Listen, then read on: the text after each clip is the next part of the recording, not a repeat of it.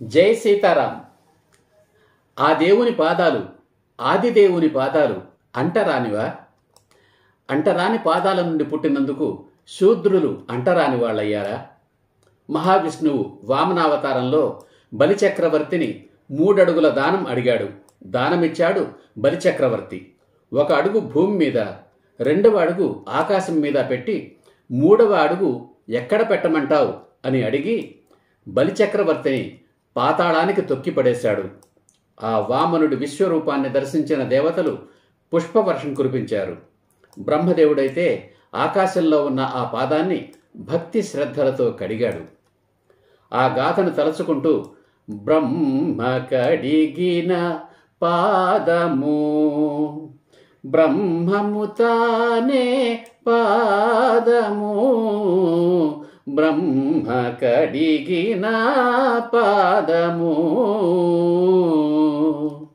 అనే పల్లవితో కీర్తన రచించాడు వాగ్గేయకారుడు, పద కవితా పితామహుడు అన్నమయ్య.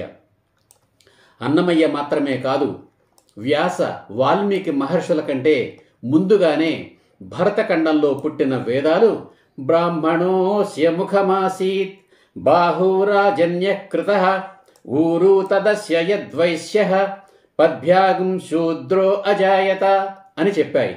అంటే సృష్టి ఆదిలో విరాట్ పురుషుని ముఖం నుండి బ్రాహ్మణులు, బాహువుల నుండి క్షత్రియులు, ఊరువుల నుండి అనగా తొడల నుండి వైశ్యులు, పాదముల నుండి శూద్రులు పుట్టారు అని మన వేదాలు చెప్పాయి. అంతేకాదు, చంద్రమా మనసో జాతః చక్షో సూర్యో అజాయత ముఖాదింద్రశ్చాగ్నిశ్చ ప్రాణాద్వాయురజాయత అంటే ఆ ఆది పురుషుడి మనస్సు నుండి చంద్రుడు, కన్నుల నుండి సూర్యుడు, బ్రాహ్మణులు పుట్టిన ముఖము నుండే ఇంద్రుడు, అగ్ని, ప్రాణము నుండి వాయువు ఆవిర్భవించాయి. ఇంకా నాభ్య ఆసీదంతరిక్షం శీర్ష్ణోద్యో సమవర్తత పద్భ్యాం భూమిర్దిశ శ్రోత్రాత్ తథా లోకాగుం అకల్పయన్ అంటే ఆయన నాభి నుండి ఆకాశము, శిరస్సు నుండి అంటే బ్రాహ్మణులు, ఇంద్రుడు, అగ్ని పుట్టిన ముఖము నుండే దేవలోకము పుట్టింది. చెవుల నుండి దిశలు అంటే దిక్కులు ఆవిర్భవించాయి. ఆ విరాట్ పురుషుడి శరీర భాగాల నుండి ఆవిర్భవించిన పంచభూతాలు, దేవతలు, మానవులందరూ పవిత్రులైనప్పుడు, ఆయన పాదాల నుండి పుట్టిన భూమి కూడా పవిత్రమైనది అయినప్పుడు శూద్రులు మాత్రమే అంటరాని వారు ఎలా అవుతారు, ఎలా అయ్యారు? అంటే విరాట్ పురుషుని పాదాలు అంటరానివా? అంటరాని పాదాల నుండి పుట్టారు కనుకనే శూద్రులు అంటరానివారా? మరో శ్లోకం కూడా ఉంది. జన్మనా జాయతే శూద్రః కర్మణా జాయతే ద్విజః అంటే పుట్టుకతో ప్రతి ఒక్కడూ శూద్రుడై కర్మల వల్ల ద్విజుడు అవుతాడు. ద్విజుడు అంటే 2 సార్లు జన్మించినవాడు. ఉపనయన సంస్కారాన్ని పొందిన వాళ్ళందరూ ద్విజులే. బ్రాహ్మణులతో పాటు క్షత్రియులు, వైశ్యులు కూడా ఉపనయన సంస్కారం చేసుకుంటారు. కనుక క్షత్రియులు, వైశ్యులు కూడా ద్విజులే. కానీ ద్విజ శబ్దం బ్రాహ్మణులకు మాత్రమే పరిమితమైంది. కనుక బ్రాహ్మణుడు అనబడేవాడు కూడా పుట్టుకతో శూద్రుడే. ఉపనయన సంస్కారంతో అతడు 2వ జన్మనెత్తి వేదాధ్యయనానికి, జ్ఞాన సముపార్జనకు అర్హుడై ద్విజుడవుతున్నాడు, బ్రాహ్మణుడవుతున్నాడు. పుట్టుకతో వచ్చిన తన శూద్రత్వాన్ని వదిలించుకుంటున్నాడు. అలాగే క్షత్రియులు, వైశ్యులు కూడా తమ తమ శూద్రత్వాన్ని ఉపనయన సంస్కారంతో వదిలించుకుంటున్నారు. ఉపనయన సంస్కారాన్ని పొందని వారు మాత్రమే శూద్రులుగా మిగిలిపోతున్నారు. ఇక వేదాధ్యయనము, జ్ఞాన సముపార్జన సంగతికి వద్దాం. ఆధునిక బ్రిటిష్ విద్యా విధానం రాకముందు మనకు వేదాలు, ఉపనిషత్తులే జ్ఞానము, విజ్ఞానము. దేశకాల పరిస్థితుల ప్రకారం ఈనాడు పాఠశాలల్లోనూ, కళాశాలల్లోనూ, విశ్వవిద్యాలయాల్లోనూ బోధించేదే జ్ఞానము, విజ్ఞానము. బ్రాహ్మణులు, వైశ్యులు, శూద్రులు అందరూ ఆ చదువులే చదువుకుంటున్నారు. హిందువులు, ముస్లింలు, క్రైస్తవులు, అన్ని మతాల వారు ఆ చదువులే చదువుకుంటున్నారు. మంచి మంచి ఉద్యోగాలలో చేరి చేతి నిండా సంపాదిస్తూ విలాసవంతంగా జీవిస్తున్నారు. ఏ కొద్దిమందో వేదాలను వల్లెవేసి పూజారులుగాను పురోహితులుగాను జీవిస్తున్నారు. అలాంటి వాళ్లకు ఈ రోజుల్లో పెళ్లికి పిల్లనివ్వడానికి సాటి బ్రాహ్మణులే ఇష్టపడ్డం లేదని వింటున్నాం. కనుక ఈనాడు ఉపనయన సంస్కారం పొందినా పొందకున్నా చదువుకున్న వారంతా బ్రాహ్మణులే, డబ్బున్న వాళ్ళంతా కులీనులే, బ్రాహ్మణులే. తమను తాము బ్రాహ్మణులుగా చెప్పుకోవడం చెప్పుకోకపోవడం వారి ఇష్టం, వారి బలం, వారి బలహీనత.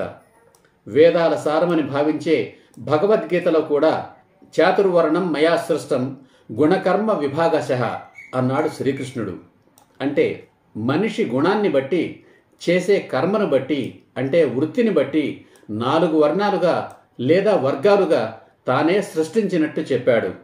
మామూలుగా చెప్పాలంటే బ్రాహ్మణులు, క్షత్రియులు, వైశ్యులు కాని వారంతా శూద్రులే.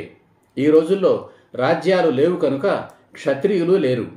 కనుక బ్రాహ్మణులు, వైశ్యులు కాని వారంతా శూద్రులే. అంటే ఈనాడు చదువుకున్న వారంతా ఇంజనీర్లు కానీ, డాక్టర్లు కానీ, లాయర్లు కానీ, సీఏలు కానీ, ఐఏఎస్, ఐపీఎస్, ఐఆర్ఎస్లు కానీ ఏ చదువు చదువుకున్నా వారంతా బ్రాహ్మణులే. ఎంత చదువు చదువుకున్నా ప్రజాసేవ చేస్తున్న వారంతా తిరిగి శూద్రులే.